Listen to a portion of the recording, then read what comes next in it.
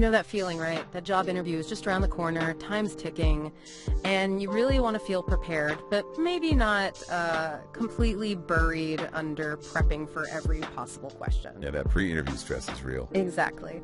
So that's what we're diving into today. Welcome to the Deep Dive. We're aiming to give you a bit of a shortcut, really, for tackling those super common but, really critical interview questions. And for this deep dive, we're looking at a really practical source. 23 quick and short answers to the most asked interview questions. It's a PDF from Reynaldo Zeballos over at classespersonals.com. Right. And the whole point of it is these concise, kind of ready-to-go responses. Makes it a great starting point for us. Definitely. And our mission here for you listening is pretty straightforward. We want to pull out the best strategies, maybe some specific phrases from this guide. Yeah, the why behind the what. Exactly. The goal is to help you walk into that next interview feeling confident, feeling informed, without, weeks of frantic cramming. It's about sounding sharp and prepared, even if you're short on time. So, let's get into it. Okay, first things first. Section 1 is all about crafting your story, your professional image. And the classic opener, obviously, tell us about yourself. The big one. Yeah. And the template in the source is pretty smart. It says, briefly introduce yourself, thank them, sure, but then jump straight into connecting your skills and qualities to that job. Emphasize you're a good fit, you can perform well. And it also suggests mentioning things like collaboration experience, being a learner, creative, adaptable, taking ownership of your development. It's strategic.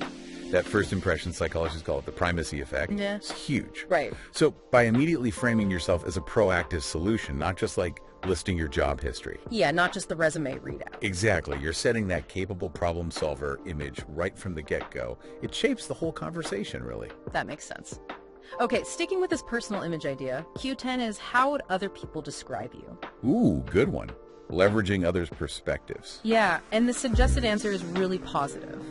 It lists things like friends and colleagues would say you're driven, enthusiastic, upbeat, and also reliable, helpful, got that can-do attitude, and you take ownership, especially when things get tough. See, that taps into social proof, doesn't it? Yeah. It's not just you saying it. Right. Referencing how others see you adds a layer of credibility. Right. It helps the interviewer picture you as like a dependable team member. They see your impact, not just your self-assessment. Okay, and sometimes they want it even faster, right? Q11, describe yourself in 3 words. A super quick snapshot. Yeah. Reynaldo's document suggests productive, commercially aware, and self-motivated. And it gives these short, punchy explanations. Productive, you get results. Commercially aware, you see the business impact. Self-motivated, you just get on with it. That's efficient communication, isn't it? Those aren't just random positive words. No. They hit on initiatives: self-motivated, productive, and business understanding, commercially aware. It tells them you're thinking about results in the bottom line, not just ticking off tasks. Good point. And to sort of round out this personal branding bit, Q13, what do you do outside of work, hobbies, and interests? The examples given are pretty standard. Keeping fit, family time, reading self-development books. But look at why those examples work. Ah, okay. Even though they're personal, they subtly hint at good professional qualities. Fitness suggests discipline, energy. Family time can imply balance. And self-development books. That clearly flags continuous learning, wanting to grow. So it's about showing you're well-rounded, proactive, even in your downtime. Exactly. It contributes to the overall picture. All right, let's shift gears. Section 2, your motivation. Why this job? Why this company? Q2 is why do you want this job? A crucial question. They want to see genuine interest. Right. And the answer focuses on passion for the role, seeing it as a long-term thing, and crucially, showing you've done your research, mentioning maybe their innovation, how they support employees, development opportunities. Yeah, this goes way beyond just saying it looks interesting. Definitely. You have to link your own drive, your career goals, to what you've actually found out about them. It shows you're serious, you've invested time, it's proactive, not just, clicking apply. And connected to that, Q3, how did you hear about this position? The suggested answer is pretty strong. You've been interested in the company for a while, actively looking for this kind of role, maybe even checking their job board regularly. Again, it screams initiative, doesn't it? It does. You weren't just scrolling LinkedIn randomly. You targeted them. That makes you seem way more motivated than someone who just stumbled on the ad. Big plus for them. Okay, Q15 is similar, but maybe digs a bit deeper into that fit. Why do you want to work for us? The key points here are things like maybe their social responsibility, strong values that match yours, their track record.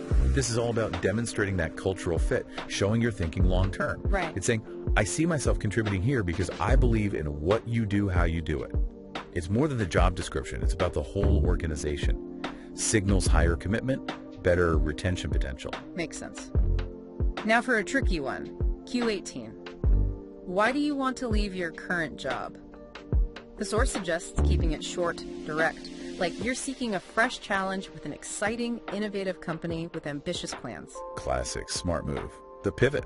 Yeah. Absolutely. You avoid any negativity about your old job. That can really backfire. Right, avoid the bad mouthing. Totally. Instead, you frame it positively. It's about your desire for growth, finding a place like theirs that's moving forward. Focus on the destination, not the departure. Okay, and maybe even trickier, Q20. What did you dislike about your previous job? The answer given is quite nuanced. Frustration over missed growth opportunities because maybe the owners were happy with the status quo. Ooh, that's clever. See how it works. I think so. Still a dislike, but... But it frames the dislike as your ambition clashing with complacency. Ah, okay. You're not really criticizing them directly or sounding like a whiner. You're expressing your own drive for progress, for innovation. It subtly positions you as someone who wants growth, which aligns you with a potentially more dynamic company like the one you're interviewing with. Shows you're not okay with just coasting. That is sharp. Reframing dislike as ambition. I like that. All right, section 3. Let's talk about showing off what you can do. Your strengths, experience, what makes you unique. Starting with Q4, what are your strengths? Always good to have solid examples ready. Yeah, and the ones here are practical. Being a quick learner, being a people person, like a positive role model for customers, and someone who actually embraces change if it helps the company. See, those aren't just generic buzzwords. They tie directly to employer benefits. Quick learner means less ramp-up time. Mm-hmm. People person means good customer relations, good teamwork, embracing change. Crucial in today's world. You're translating your quality into their value. Got it. Q9 asks, what experience do you have relevant to this role? The answer covers a few key bases. Dealing with clients or customers professionally, collaborating in teams, solving problems on your own, and handling time-sensitive tasks under pressure. That hits a lot of essential transferable skills, doesn't it? It does. It shows adaptability working alone, working in teams. It shows resilience handling pressure. Even if your past jobs weren't identical, you can usually pull examples that fit these categories. It makes your experience relevant. Makes sense. Then the big showcase question, Q12. What's been your greatest achievement? The example is specific. Increasing sales in a previous role by improving customer service and using social media for marketing. Perfect. It's basically using the STAR method: situation, task, action, result, even if you don't explicitly label it. Right. It's specific, improving customer service, social media, it shows initiative, and crucially, it has a result, increasing sales. Mm-hmm. Employers love quantifiable results. Action plus impact. Okay, that's great if you have clear numbers like sales increases, but what if you're maybe earlier in your career or your achievements were more about, say, improving a process? How do you handle that? Great question. If you can't quantify with a dollar sign or percentage, focus on the impact. Did you make something faster, smoother? Did you solve a really thorny customer problem that kept them happy? Did you help implement a new system successfully? Okay. Describe the situation, what you did, but still being specific about your action and the difference it made. Got it. Specificity and impact even without numbers? Okay, this next one, Q14, feels bold. What can you do for us that other candidates can't? Yeah, this forces you to stand out. And the suggested answer is pretty comprehensive. Diverse skills and experience, strong communicator, problem solver who doesn't need constant hand-holding, great customer care that leads to sales, maybe unrivaled knowledge in your niche, and basically ensuring a positive ROI. A powerful summary of your unique selling proposition, isn't it? It really is. It shifts focus from just being qualified to being the best investment. It highlights proactivity, revenue generation, saving the manager time, delivering tangible value. That's what makes you different. And then the ultimate pitch, Q19. Why should we hire you? The reasons given are compelling. Fast learner, need little supervision, you'll represent the business well, treat customers excellently, you actively look for ways to help the business grow, and you're even mindful of costs, like being frugal with resources. That covers so much ground. It hits immediate needs, fast learner, low supervision, and long-term benefits growth, cost savings, positive representation. Yeah. It shows you're thinking holistically about the business, almost like an owner would. It addresses efficiency, reputation, customer loyalty, innovation, financial prudence. It's a really strong close. Okay, deep breath. Section 4, navigating the tougher questions, the ones that make you squirm a bit. Q5, what's your biggest weakness? The classic trap. Right. The example given is pretty smart. Maybe lacking experience in public speaking to large groups, but then immediately saying you're eager to improve, you'll grab any chance to get that experience. That's the textbook way to handle it, and for good reason. First, it avoids the cliches like, I'm a perfectionist or I work too hard. Those just sound fake. Yeah, everyone sees through those. Exactly. This acknowledges a real area for development, shows self-awareness, but one that's probably not fatal for most jobs. And then, crucially, it pivots straight to a proactive growth mindset. You're not just stating a flaw, you're showing you're coachable, ambitious, ready to learn. So, should the weakness always be something kind of secondary to the main job duties? Could you ever pick something more central if you spin it right? It's risky. Ideally, pick something that isn't core to the role's absolute must-haves. If you pick something central, you might just flag yourself as unsuitable. The absolute key, no matter what you pick, is that second part. Demonstrating how you're actively working on it. That's what turns it from a negative into a positive display of self-awareness and drive. Got it. Focus on the solution. Okay, Q6. How would you deal with conflict with a coworker? Important for teamwork assessment. The steps outlined seem really professional. First, look inward, did I contribute? Then, talk privately with the coworker. Aim for a friendly solution. And always put the team's needs first to move on quickly. That shows maturity, doesn't it? Emotional intelligence. It does. It emphasizes taking responsibility, communicating directly but discreetly, and focusing on resolution for the good of the team, not letting personal stuff fester or escalate. Signals you're a collaborator, not a source of drama. Right. What about conflict with customers? Q16. How would you deal with a difficult customer? The process described is listen carefully, ask questions to understand, try to connect with them, stay professional, find a solution quickly and calmly, with the main goal being to keep the customer and make sure they leave feeling okay. That's a great customer-centric approach. It highlights active listening, empathy, and calm problem-solving under fire. And crucially, that focus on retention. It shows you understand that one bad interaction doesn't have to mean losing business forever. It's about turning a potential negative into a loyalty-building opportunity if possible. Makes sense. Okay, the dreaded Q17. Tell me about a time when you failed. Nobody likes this one. No. The example is relatable, though. A team missed a project deadline because they didn't fully listen to the brief initially. But the important part is what came next. Telling the manager right away, apologizing, and talking about what they learned so it wouldn't happen again. That hits all the right notes. Honesty, accountability, and learning from mistakes. Yeah. Nobody expects perfection. Interviewers know people fail. They want to see how you handle it. Do you hide it, blame others, or do you own it, learn, and improve? This answer shows resilience and that crucial ability to grow from setbacks. Yeah. Very powerful. That is such a common issue, isn't it? Team projects going slightly off track. I've definitely been there. What's the biggest mistake people usually make with this question that this answer avoids? Oh, easily the biggest mistake is either claiming you've never failed, which just sounds completely unbelievable, or, maybe worse, blaming everyone else. Right, passing the buck. Exactly. This answer avoids both pitfalls.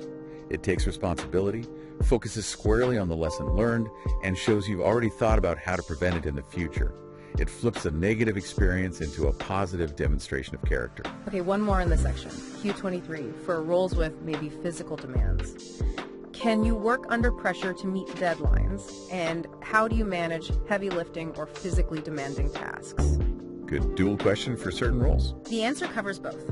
Thriving in fast-paced work while staying efficient and safe, and then specifically mentioning using proper lifting techniques, taking breaks to prevent injury for the physical part. That shows a really practical, grounded understanding of the job's demands, both mental and physical. Right. You're not just saying, yeah, I can handle it. You're explaining how. It shows awareness, a commitment to safety, and thinking about sustainable performance, not just short bursts. That's exactly what an employer needs to hear for those kinds of roles. All right, final stretch. Section 5. Looking ahead and closing the interview. Q7. Where do you see yourself in 5 years? The future projection question. Yeah. And the ideal answer, according to the source, is basically working here at your company, maybe in the same role, maybe advanced, significantly developed professionally, and seen as, a trusted, reliable, productive team member. That ticks all the boxes for an employer. It shows loyalty, ambition within their structure, and a desire for long-term commitment. It reassures them you're not just looking for a quick stepping stone, you're envisioning growing with them. It projects stability and a shared future. Okay. And Q8. What's your ideal work environment? The description is, positive atmosphere fosters continuous growth and improvement and lets you contribute creatively to the business's growth. That aligns perfectly with what most dynamic, forward-thinking companies want to be. Right? It signals you value learning, collaboration, making an impact beyond just your specific task. You're not looking for a place to just clock in and out. You want an environment where you can actually develop and contribute meaningfully. Makes sense. The money talk. Q22. What are your salary expectations? Always feels a bit awkward, doesn't it? Again, the approach here seems solid, though. Do your research. State a range. The example is 24K, 28K. Maybe aim for the higher end of your researched range, but then justify it. Yeah. Base it on your skills, your experience, the value you bring, the ROI they can expect. Yes. Crucial points there. Do the research first, know the market rate. Right. Then state your expectation confidently, but frame it as an investment for them. Connect your salary request back to the value and results you've been talking about throughout the interview. It's not just a cost. It's what they get for that investment. Okay, frames it much better. And finally, the closer. Q21. Do you have any questions for us? This isn't just polite filler, is it? Absolutely not. It's a critical opportunity. Candidates who say, nope, no questions, are missing a huge chance. Yeah. The source gives 3 really smart ones. 1, what should I focus on in the first 30 days? 2, what are the company's plans for the next 5 years? And 3, how has this position changed or evolved over time? Those are excellent. Why?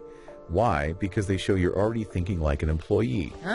Question 1 shows you're eager to hit the ground running and prioritize effectively. Question 2 shows strategic interest in the company's future, not just your immediate role. Question 3 shows you understand roles aren't static and you're interested in its trajectory. Okay. Asking thoughtful questions like these proves your engagement, your foresight. It makes you seem proactive, genuinely interested, and ready to integrate. It leaves a really strong, final, positive impression. Don't skip this part. Wow. Okay. That was quite a tour through those common questions. A lot of really useful stuff there. It really was. It just underscores how having these kinds of well thought out, concise answers ready can make such a difference. Yeah. Turns it from a potential grilling into more of a confident, strategic conversation, doesn't it? Totally. So I guess the challenge for you listening is to take these ideas, these strategies, and really make them your own. Don't just memorize the lines. Right. Adapt them. Infuse your own personality, your specific examples. That's where the real impact comes from. Yeah, exactly. Make them sound like you. And that maybe leads us to a final thought to leave you with. Beyond just prepping answers for specific questions, what does this whole collection of responses, this approach, really tell us about the underlying mindset? The qualities that successful candidates seem to embody. Things like proactivity, accountability, focusing on value, continuous learning. And maybe think about how cultivating those traits could benefit you, not just in the next interview, but, well, throughout your whole career. That's a really powerful question to reflect on, the mindset behind the answers. Love that. Well, thanks for joining us for this deep dive. We really hope this gives you a solid boost for that next job interview. Yeah, good luck out there. Go get them.